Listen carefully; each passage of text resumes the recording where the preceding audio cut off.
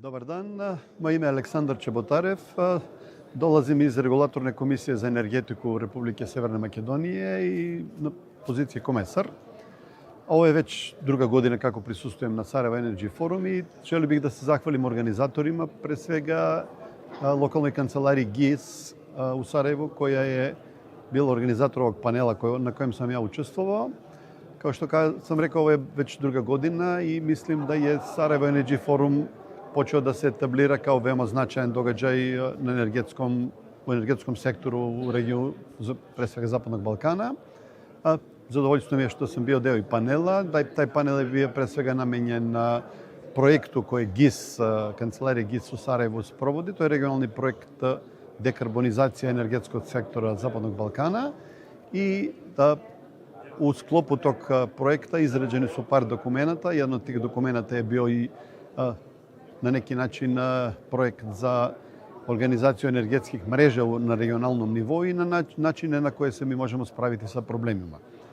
Imajući u vidu da su naši sistemi, pre svega prenosni sistemi, čvrsto povezani na regionalnom nivou, takva saradnja se na dnevnoj osnovi pokazala kao veoma neophodna. Pa ovako, istorijski gledano, naši su sistemi potiču iz jednog zajedničkog sistema, tako da su ti sistemi bili građeni na tom istom nivou i s tim imamo sve iste probleme.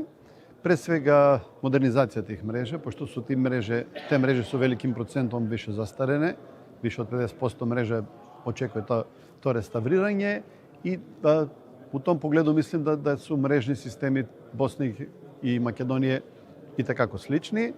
Svi imamo iste probleme, posebno sada u zadnje vreme integracija obnovljivih izvora energije je zajednički problem.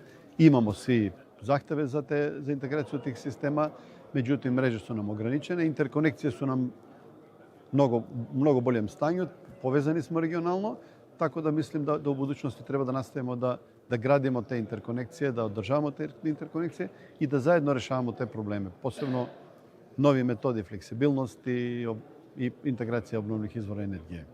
Meni je uvijek zadovoljstvo da dođem u Sarajevo. Ovaj mi je skup itekako bitan. Mislim da ćemo nastaviti saradnju.